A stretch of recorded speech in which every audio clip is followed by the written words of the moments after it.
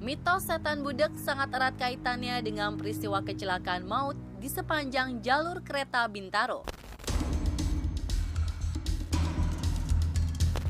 Kabarnya, orang yang dipilih menjadi korban setan budak akan menjadi tuli alias budak, sehingga tidak mendengar datangnya kereta api yang akan melintas.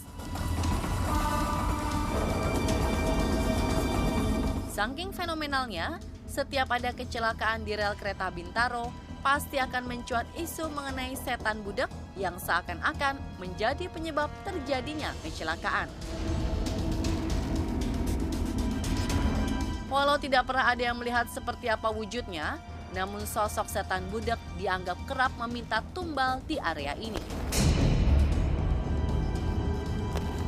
Selain setan budak, banyak warga juga yang meyakini banyaknya sosok-sosok lain seperti sosok tanpa kepala, serta sosok-sosok tak utuh lainnya yang diidentikan sebagai penunggu rel kereta Bintaro.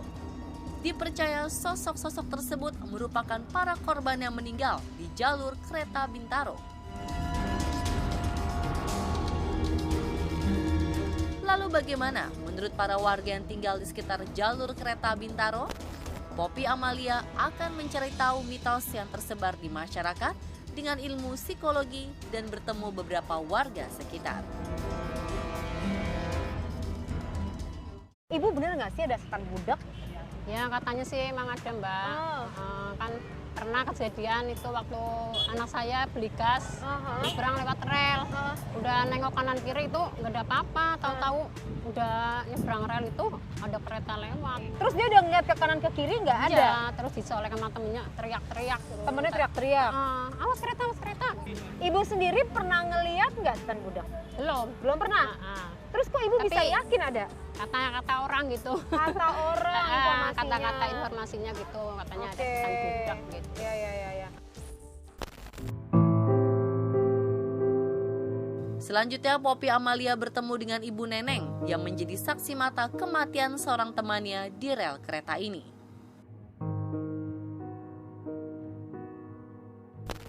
Ibu katanya, ibu pernah menjadi saksi mata korban kecelakaan yang dirasuki oleh setan budak. Bisa ceritain nggak peristiwanya tuh pada waktu kapan ya Bu ya? Saya waktu itu sore, kebetulan itu teman saya sendiri. Itu namanya Mbak El. Dia sore-sore dia turun ke rel. Biasanya memang rel itu kalau sore dulu tempat kita pada duduk, pada turun karena rel itu dulu belum ganda, masih satu. Nah, dia turun sama saya terus cerita-cerita tentang anaknya, tentang gini. Biasalah teman kalau ketemu temannya. Nah, terus saya bilang, "Tuh men, mau apa?" Saya bilang, "Ini saya mau nagih nih," dia bilang gitu. Karena kan dia tukang kredit lah, sehari dia ngekreditin barang, sini sambil cerita. Sambil kita diri di atas rel itu kan biasa rel kalau di kita setapak dua kaki itu dia kayak ada strumnya, jadi dia kayak terapi. Saya bilang, "Oh ya enak nih, enak," dia bilang. Nah, pas sore sudah mau 5:30 kita pulang. Saya bilang, "Saya pulang ayo kita juga mau pulang nih, udah sore." Selang 10 menit ada kereta kan, kita teriak semua, "Mbak El kereta, kereta, Mbak El kereta." Tapi dia nggak dengar karena dia jalan di samping rel gitu berapa. Di samping rel kayak begini samping rel nih? Iya, ini kan rel, jadi sebelah rel gini. Ini rel berapa ya paling selangkah gitu. Nah, jadi nggak langsung. Nah, tuh ada kereta di depan Ada kereta depan dia. "Mbak El kereta." Terus dia nggak dia jalan ke depan ke arah jalan kereta? ke depan ke arah kereta, jadi berlawanan dengan kereta. Jadi Mbak El kereta. Semen dia nengok aja ke kita sebentar, agak tersenyum itu aja. Tersenyum, tetap jalan menuju ke arah kereta? Tetap dia jalan. Ya langsung dia kehantam bres sampingnya sini, jadi mental berapa meter dari kereta dari samping. Menurut Ibu siapa pertama kali menjelaskan ke masyarakat, ini namanya budak nih, siapa yang pertama kali menyebarkan isu? Nah ini kan begini, biasa kan petua kita orang dulu kita zaman dulu tuh biasa. Kalau mau maghrib kan kita biasa dilarang keluar kan. Biasa nih maghrib jalan gitu. Nanti kalau udah dipegang si budak baru tahu rasa.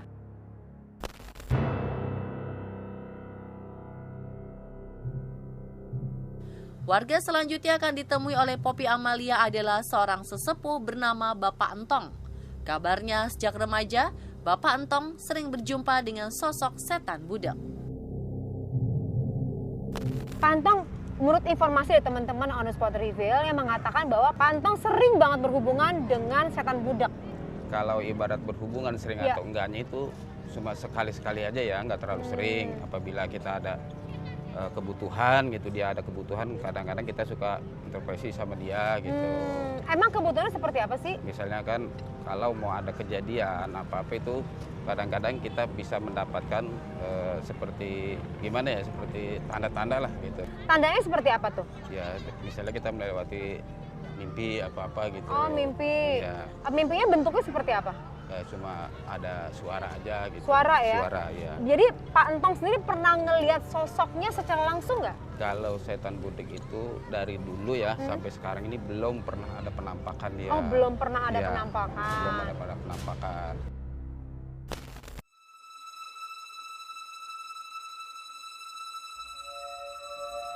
Pemirsa, salah satu tim on the spot melakukan pengarahan.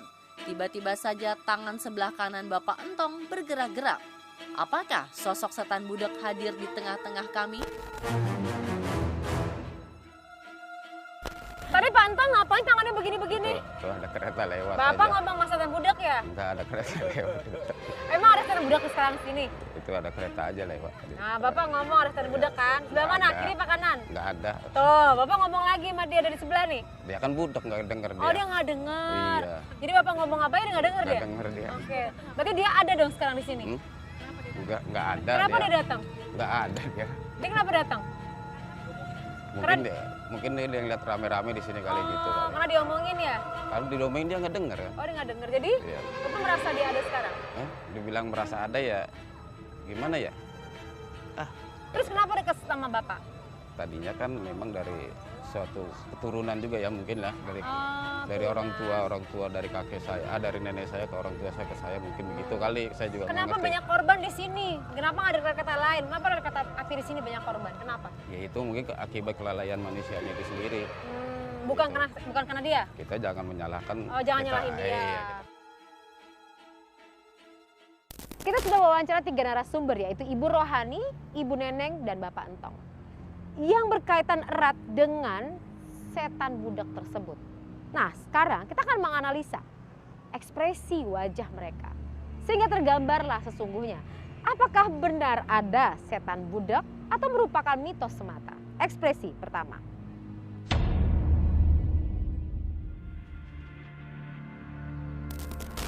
Ini adalah ekspresi dari Ibu Rohani saat ia mengatakan, dari pertanyaan saya, Ibu Rohani, Ibu yakin ada setan budak? Perhatikan wajahnya saat ia mengatakan jawabannya. Itu sih informasi yang saya dengar-dengar. Pada saat ia menjelaskan, ia tersenyum, tapi yang menarik, matanya melirik ke kiri bawah. Mata melirik ke kiri bawah menurut Neurology Language Program itu menggambarkan bahwa ia sedang self-talk.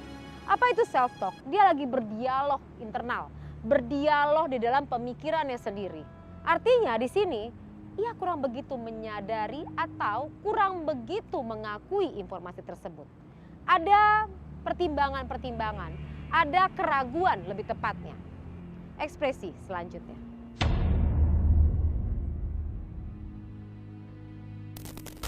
Pada saat Bapak menceritakan dan kebetulan ada kereta lewat, Bapak mengapa tangannya seperti ini? Apa yang Bapak lakukan? Bicara dengan siapa Bapak? Untuk apa Bapak bicara? Bicara dengan siapa Bapak? Tangan Bapak seperti ini. Ia menggerakkan tangan ke arah sebelah kanan. Kemudian ekspresi yang terlihat adalah ia menggigit bibir di bagian bawah. Ada indikasi bahwa Pak Entong menahan informasi yang ada beserta adanya kecemasan. Ditambah lagi, tangan kirinya ia masukkan ke dalam kantong saat ia mengatakan, saya nggak bicara sama siapa-siapa, saya nggak komunikasi sama siapa-siapa. Tangan masukin ke kantong, ada informasi yang tidak ia ingin sampaikan. Sebaiknya saat Anda berkendaraan, melewati atau berada dimanapun, fokus dan konsentrasi itu penting. Karena berbagai macam peristiwa terjadi saat manusia tidak fokus dan konsentrasi. Saat manusia tidak konsentrasi dan lalai, maka berbagai macam kejadian itu terjadi. tidak hanya di rel kereta api saja, tapi dimanapun berada. Di samping itu, berada tinggal di seputaran atau sekitar rel kereta api itu juga mengandung bahaya tersendiri. Semua dikembalikan kepada Anda pemirsa, bagaimana kesimpulan yang terjadi dan beredar di sini. Apa yang akan saya ungkap selanjutnya, saksikan on Spot Review.